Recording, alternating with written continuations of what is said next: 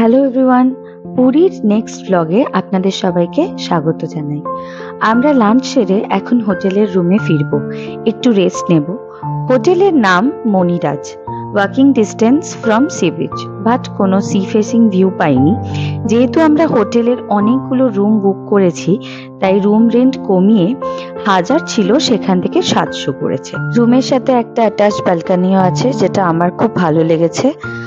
আর তোমরা যদি চাও যে বন্ধুরা মিলে আসতে চাইছো, বেশি বাজেট নয়, তো সেক্ষেত্রে কিন্তু বাজেট ফ্রেন্ডলি একটা হোটেল এটা। রেডি হয়ে বেরিয়ে গেলাম আমরা বিচের উদ্দেশ্যে। একটু বসে আড্ডা মারবো, গল্প করব, খাওয়া দাওয়া করবো, সেই ভেবেই বেরোলাম।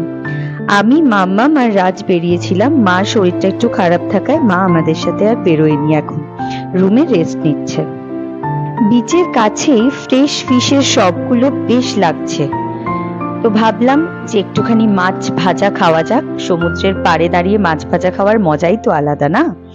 আর এখানে হরেক রকম দোকান আছে, যারা চায় এখান থেকে শপিংও করতে পারে। তো চলে এসেছি মাছের দোকানে। পমফ্রেট, চিংড়ি, ভোলা, ক্র্যাব ইত্যাদি ইত্যাদি অনেক মাছ আছে। রিপিট করাও মাছ আছে এখানে, দেখে মনে হতে পারে অনেক রকমের মাছ, সেরকম কিছু নেই। আর উপরের দিকের ফিশ গুলো ছিল কালার্ড ফিশ, যেগুলো আমরা খাইনি। আর এই ক্র্যাব গুলো বেশ বড় বড় ছিল, 100 টাকা করে দাম ছিল।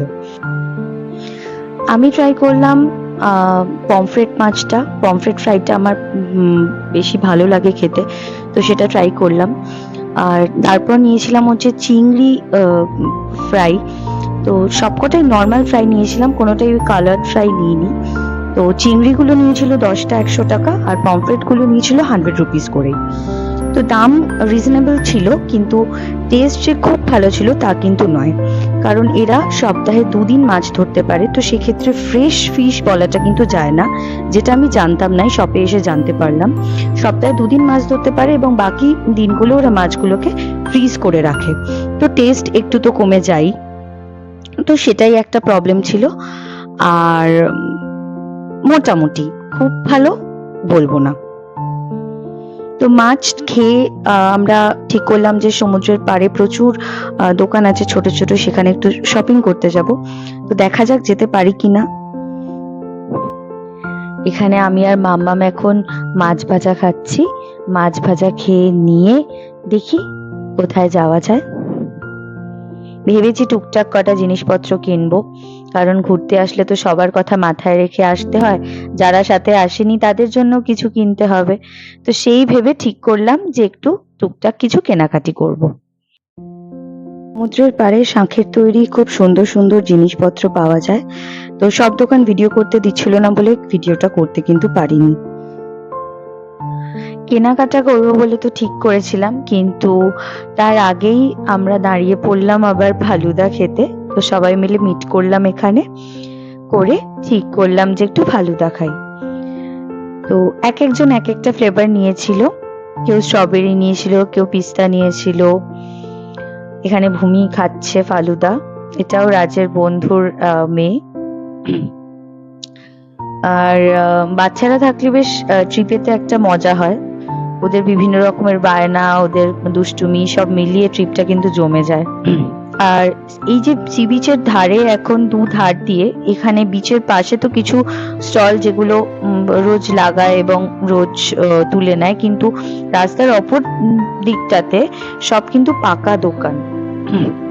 এখানে প্রচুর কাজু বাদামের দোকান দেখবে, প্রচুর খাজার দোকান দেখবে। সব দোকান থেকেই যে কিনতে হবে তার কিন্তু কোনো মানে নেই, কারণ একটু দেখে নিতে হবে সেটা।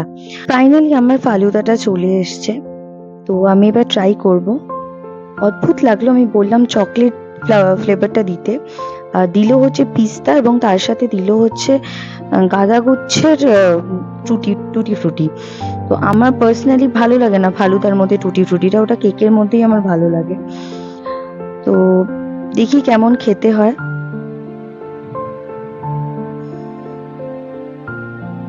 খেয়ে তো এক্সপ্রেশন দিলাম এমন যেন দারুণ লেগেছে, কিন্তু যেহেতু উনি পাশে ছিলেন, ওনারা ভালোই বাংলা বোঝেন, তাই বলতে পারছিলাম না।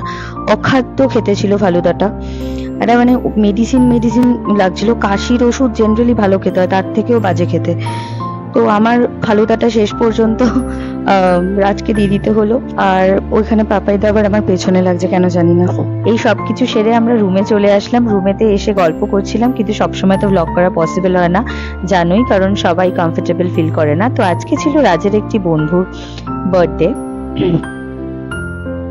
তো সেই বার্থডে সেলিব্রেট করা হবে বলে কেক আমার ঘরেতেই এনে সারপ্রাইজ দেবো বলে আমরা সবাই মিলে রাত 12টা বাজে এখন যাচ্ছি শুভদার রুমেতে। সেখানে বাকি সব বন্ধুরাও আছে, তো সারপ্রাইজ দেব, কেকের সারপ্রাইজ, তাই চললাম। এই যে রাজ দাঁড়িয়ে আছে। শুভদা তো ভাবছে কিছু একটা তোরা নিশ্চয়ই করেছিস, এখনো বুঝতে পারিনি, তো এখন কিন্তু বুঝতে পেরে যাবে। আমরা ওয়েট করছি এক্স্যাক্ট 12টা কখন বাজবে তার। এই 12টা বাজলো এন্ড আমরা রুমে ঢুকলাম। বেশ ভালো লাগছে, এরকম সারপ্রাইজ দিতে কিন্তু ভালো লাগে। আর ট্রিপে এসে কারোর বার্থডে থার্থডে থাকলে কিন্তু ট্রিপের মজাটা আরো বেড়ে যায়। তো সেটাই হয়েছে এখানে। শুভদা জানেই না, পুরো অবাক হয়ে গেছে কেকটা দেখে।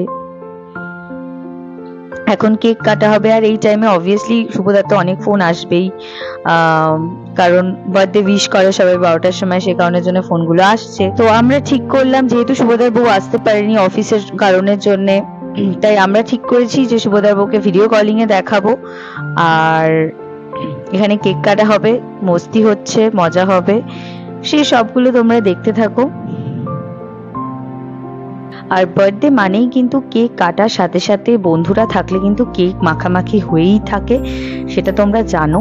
আর আমরা চেষ্টা করেছি কেক মাখার ব্যাপারটাকে একটু অল্প রাখতে, যাতে ওয়েস্টটা কম হয়, খাবার ওয়েস্ট করা উচিত না একদম।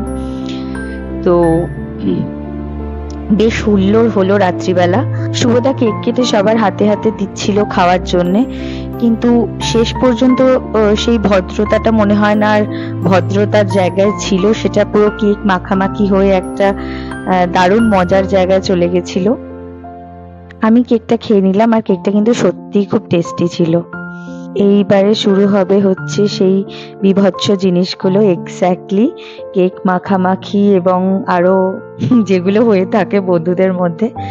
তো মজা হতে থাকুক, মজা তো শেষ হবে না, বন্ধুর বার্থডে বলে কথা, এখন সেলফি তোলা, ফটো সেশন, অনেক কিছু থাকবে। তো আজকে এইটুকুনি থাক, কাল কোথায় যাব সেটা দেখতে আমার নেক্সট ব্লগটায় চোখ রাখতে হবে। ততক্ষণে সবাই ভালো থাকবে, সুস্থ থাকবে, আর ব্লগটা ভালো লাগলে লাইক শেয়ার করবে আর কমেন্ট করবে। লাভ লাভ, বাই বাই।